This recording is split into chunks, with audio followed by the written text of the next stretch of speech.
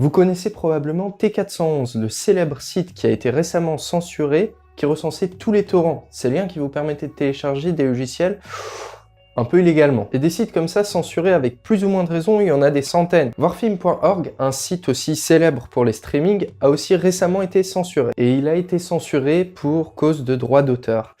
Sans blague. Dites-moi d'ailleurs en commentaire ce que vous pensez des violations des droits d'auteur et notamment si c'est bien ou pas de censurer ces sites de streaming. Enfin bref, on s'écarte du sujet. Déjà, si vous devez avoir accès à un de ces sites pour une raison X ou Y, il y a des solutions assez radicales, notamment une qui fonctionne hyper bien, et c'est d'ailleurs l'objet de cette vidéo. J'ai d'ailleurs rapidement évoqué cette solution dans une précédente vidéo. D'autres applications encore permettent de vous localiser en fonction de la position de votre réseau Wi-Fi.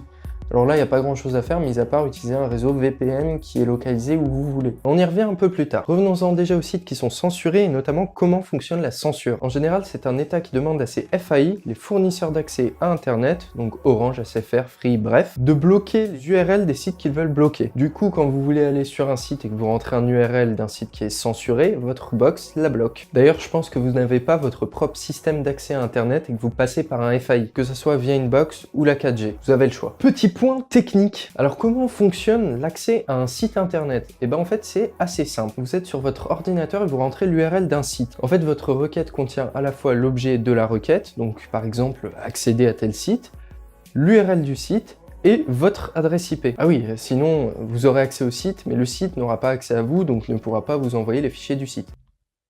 Donc vous envoyez cette requête qui passe par la box, et c'est là où généralement elle est censurée. Ensuite, elle passe par internet, si elle n'est pas censurée, et va jusqu'à ce qu'on appelle un DNS. Un DNS, en fait, c'est juste un registre qui assigne un URL, une adresse IP. À partir de là, l'URL qu'il y avait dans votre requête, elle se transforme en adresse IP. À partir du moment où l'URL est changée en adresse IP, c'est comme une adresse postale, votre requête passe par internet et va directement aux serveurs qui contiennent le site. Ah oui, sans adresse, la requête, elle aurait un peu de mal à trouver son chemin. Bon, on s'est pas mal éloigné du sujet, mais au moins comme ça, c'est bien de savoir comment fonctionne une requête, et c'est d'ailleurs assez important pour la suite. Donc généralement, c'est les FAI qui bloquent les accès au site, mais ça peut aussi être les sites qui bloquent les accès aux utilisateurs. Ou encore, les sites peuvent être bloqués par les États, voire supprimés. Mais bon, dans ce cas-là, j'ai aucune solution. Vous vous doutez bien que les administrateurs des sites qui se voient censurés réagissent. Oui, ils restent pas là les bras croisés pendant que leur business il s'envole. En fait, vu que l'URL est bloqué directement dans les box, il suffit juste qu'ils modifient l'URL de leur site et vous y aurez accès. Bah oui, ils seront plus sur liste noire. En 2016, par exemple, le gouvernement français a obligé Orange, Free, SFR et tous les autres FAI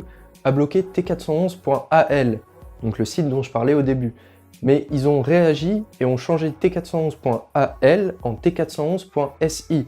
Et là, c'était plus sur liste noire, tous les clients pouvaient y avoir accès. Le site Libertyland, il a fait la même chose et il s'est renommé en Liberty VF. Bon, on en revient au sujet de la vidéo. Les VPN. Les VPN ou Virtual Private Network, pour réseau virtuel privé, merci l'anglais, est une solution pour y avoir accès. Et le principe, il est assez simple. Vous pouvez même créer vous-même un VPN, dans la limite du raisonnable. En fait, le VPN, c'est simplement un serveur situé à l'étranger avec lequel vous communiquez de manière chiffrée. Ensuite, le VPN va déchiffrer la requête, ça devient une requête normale, va se connecter au site, récupérer les données du site et vous les renvoyer de manière chiffrée. Et du coup la box, à chaque fois ça sera chiffré, elle verra jamais l'URL qui est censurée. Admettons que vous voulez vous connecter à ce site-là, quand vous enverrez la requête au VPN, ça apparaîtra comme ça dans la box. C'est un exemple. Ensuite, ça passe par internet et arrivé au VPN, ça devient le premier URL, le vrai URL du site. Ça passe par le DNS et vous vous connectez normalement au site.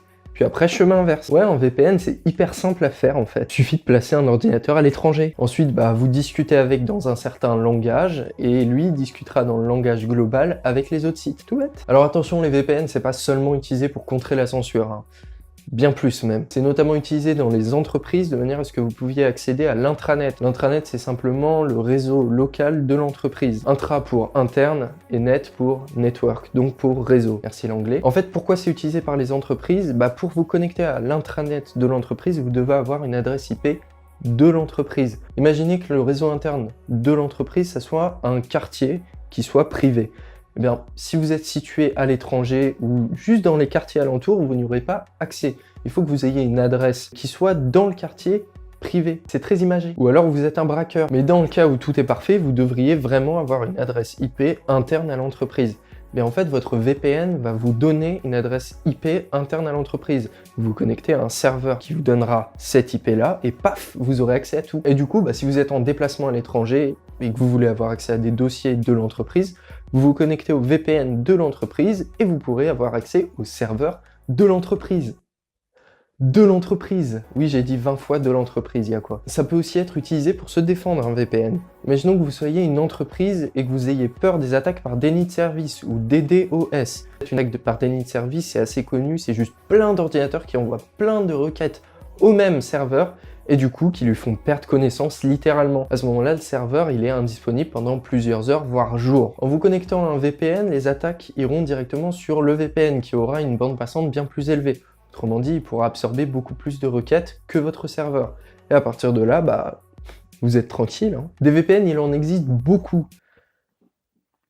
Beaucoup. En fait, comme c'est simplement un serveur à l'étranger, il y a plein de personnes qui en créent.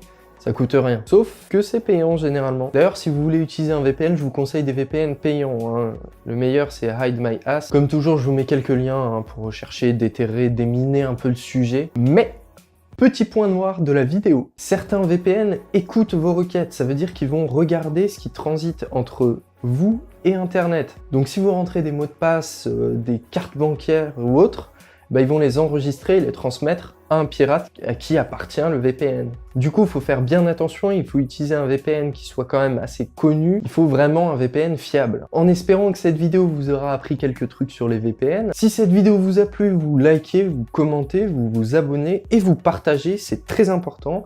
Je vous invite aussi à suivre mes différents réseaux sociaux et je vous dis bye!